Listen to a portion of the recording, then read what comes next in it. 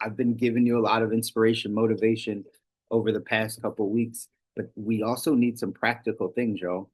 A lot of what I listen to is not the inspiration, motivation, right? Rah, rah, go make it happen. We need some of that. We need a lot of that, especially, right? People that need some motivation, inspiration, but we also need some practical things that you need to be practicing and working on throughout your journey. That's how we get to the place. That's how we get to the life we don't need a break from. It's because you have practical things that you're actually working on. So again, just a recap, John Maxwell just talked about, again, attitude being the difference. You can control your actions and your attitude. So how, you know, intentional, that was a good word that he put out there. How intentional are you with controlling your attitude on a daily basis, with how you respond to people, with what happens in your day and what emotional homes you sit in, where your attitude sits, whether you feel more joy and happiness or whether you feel more worry and doubt, right? Your attitude, you get to choose. That's what John Maxwell said. You get to choose it. So why not choose good things, right? Then he started talking about how to be intentional with your time. Now, I'll give you context. It's a really old clip. Obviously, you might be able to hear it because he said, right, in a crisis. This was right after the pandemic or right in the pandemic. You know what I mean? But take this into account in your life. I told you, and we've been talking about this over the past few weeks, that adversities will come in your life. I hope we all understand that. I hope we all understand that trials and tribulations and all of the ups and downs of life are going to hit you. Don't wish it were easier. Don't wish life were easier. Don't wish away your problems. Wish you were better. Wish you were better at handling them. Wish you had more strength. Wish you had more wisdom to handle it. Wish you had more capacity to handle that life. Don't wish those things away because that's what builds our character. We know this. We've been talking about this for a while. So, what do you need to be intentional about, though? This is why this is good. John Maxwell said, what do you need to be intentional about when you are going through an adversity? When you are going through a crisis, when life is upside down, where are you focused? Right? We talk about these same messages. Where your focus goes, your energy flows. You're going to get whatever you focus on. The life that you have is whatever life you're focusing on. So John Maxwell gave you 6 things to focus on if you're in an adversity. Granted, I think these are all the time things, but especially when you're in an adversity, especially when you're going through a challenging time in life, especially when you have health concerns and financial concerns and family concerns, how do you manage your time? How intentional are you? He gave you 6 things. He said, be intentional about your personal time, your reading, your personal development, right? The things that will make you better, not your personal time to escape life, not your personal time to just go off and sit down on the couch and be lazy and scroll through social media and watch TV. That's not what he's talking about. Personal time of how are you getting better? Where are you focused on in your health life? Where are you focused on in your finances, right? Like the things that are going to make you better. You got to be intentional about your personal time. Second thing he said is your family time. Again, this life is about relationships. That's why I said when we talk about this stuff, y'all, we're talking success at any area of your life. Success in your relationships is a real thing. What's it like to have all the money in the world and you have no good relationships? What's it like to get unhealthy and you have no good relationships? Relationships are a key to life. So, are you intentional about your family time? I might have been coined saying this. Some of the people that are on the team know, right? My daughter, I always say, right? It's quality over quantity with my family. It's quality over quantity.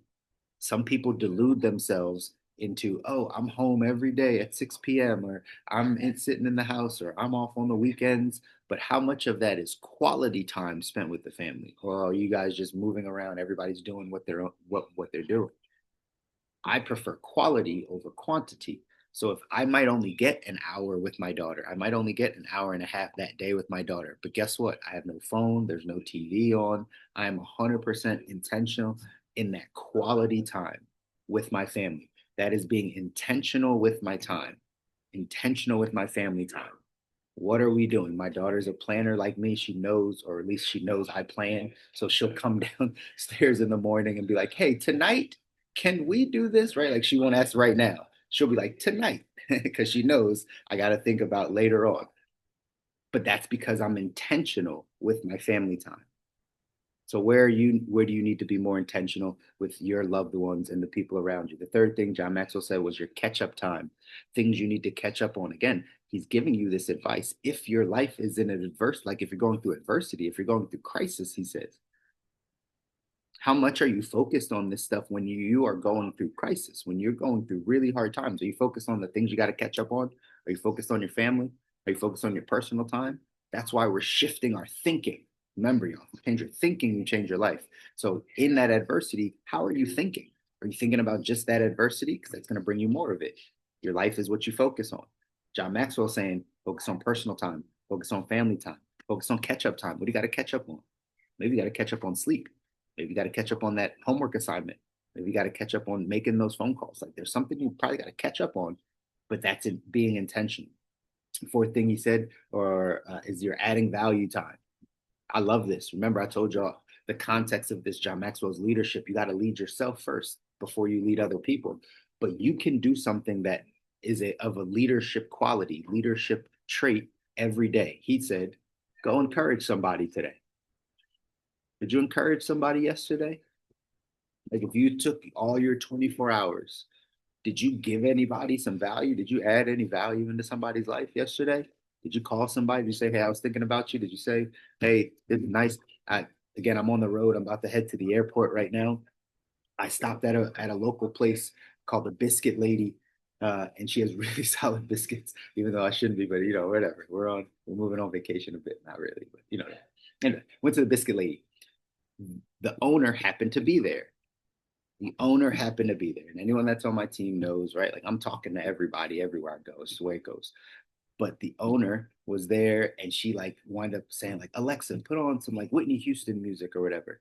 She's the one that also brings me my food. When she brought me my food, I said, it's always right. You can always tell when the boss is in the building because you bring the energy. And she was like, oh, thanks so much. I was like, yeah, I could tell, right? Like you're working hard, right? You got people, you're putting on Whitney Houston. I was like, you've built something really good here. And she was like, oh, thanks so much. I really appreciate it. We're thinking about opening up a second location. I was like, I'm sure you'll do great because you've done a great job building this one. You got good people working for you. Keep going on the journey. That was a 45-second interaction that I encouraged her. That's just my nature. I just encourage her. I've never met her before, encouraged her. Can you do that? Do you have add value time that you're intentional about every single day? If not, I would encourage you to do that. Your life will change. The fifth thing he said is your faith time, your spiritual time, your connectivity time. You guys know, again, I've given you this over and over again, but I want you to grab it and apply it in your life. The first 30 minutes of my day are mine. Part of that goes to my devotion, my connectivity time with God, my prayer life. Like that, that's intentional. I'm very intentional about that side. I told my mom, like, hey, if that's something you're intentional about, you should maybe do it 2 or 3 times a day. You should do it in the morning. You should have devotion time in the afternoon and in the evening if you can't regulate your attitude, right? But are you intentional about your connectivity, your spiritual connectivity time, your spiritual growth time? It's important to get to this life you don't need a break from. Lastly, he said your thinking time, right? Your thinking time. How he gave a couple questions. How will this crisis make me better? Are you spending time thinking? Are you spending time thinking? How will this crisis make me better? Are you thinking just about the crisis? Or are you thinking about how this is going to build the capacity in you to handle the life that you don't need a break from? Second thing he said, how will I use this to help others? Again, back to that add value time. How will I be able to add value to others, even in the midst of the crisis, even in the midst of it? Third thing he said, what actions will I take that will improve my situation? Remember, ladies and gentlemen, I'm giving you practical things. A lot of times this is inspiration, but these are practical things you can do. A question opens the mind, a statement closes the mind. So when you ask yourself these questions, what action can I take that will improve my situation? Your brain has to go to work thinking about solutions and not about your problem. That's the benefit of asking yourself questions, of getting self aware enough to ask yourself questions. It's really, really important. Really, really important. He gave you 6 things when you're in a crisis, when you're in an adversity, to be able to go out and focus intentionally on. I'm going to link this really quickly with our text, 177 Mental Toughness Secrets, where it says the world class masters time management.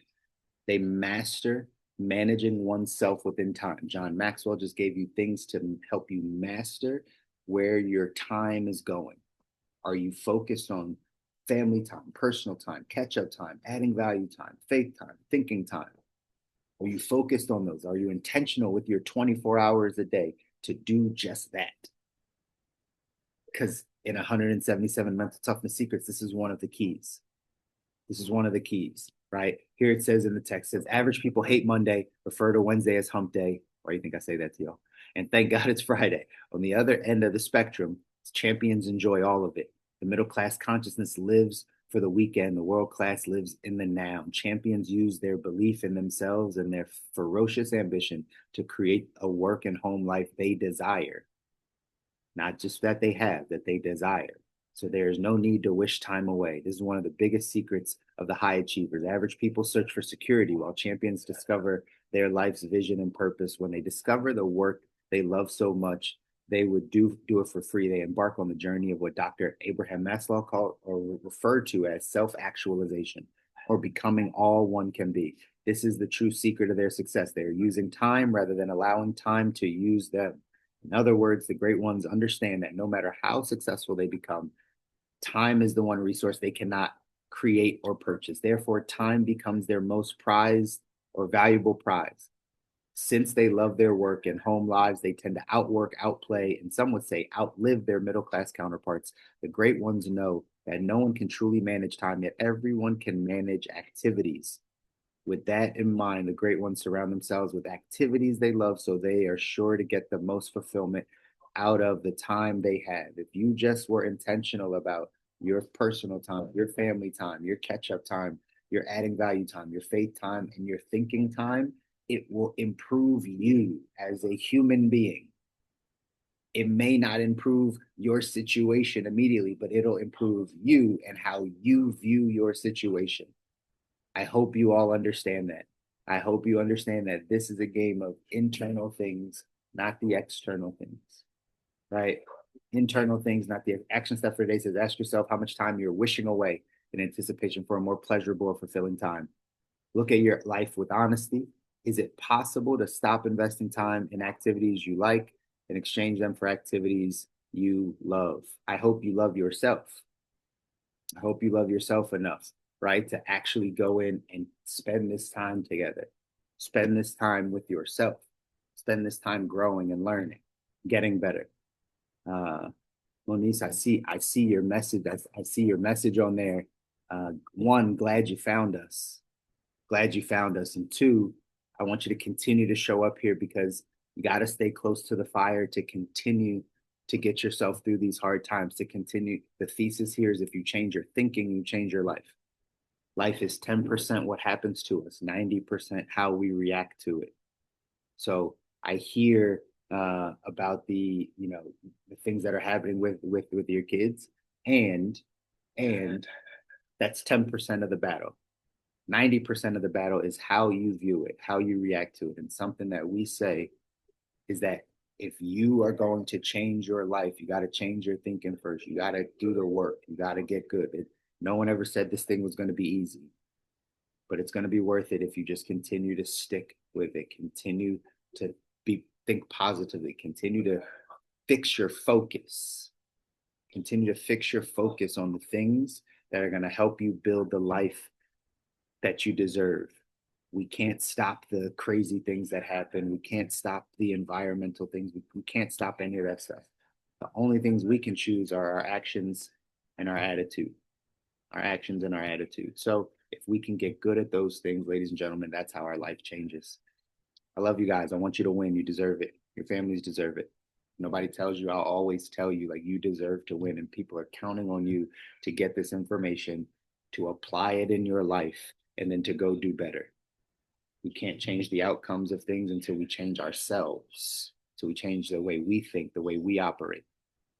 But as long as you stay committed to the journey, all good things are going to happen. Go out, do something that scares you today, do something that pushes you out of your comfort zone. I'm out of town on Friday. You guys are going to get my lovely wife on Friday. Zara coming in, going to supplement for Friday, give you some words of inspiration and motivation on Friday. And I'll be back here on Monday, but still tune back in on Friday, give my wife some support. invite some people on the call, and go out there and make it happen. Yo, love you guys. Take care.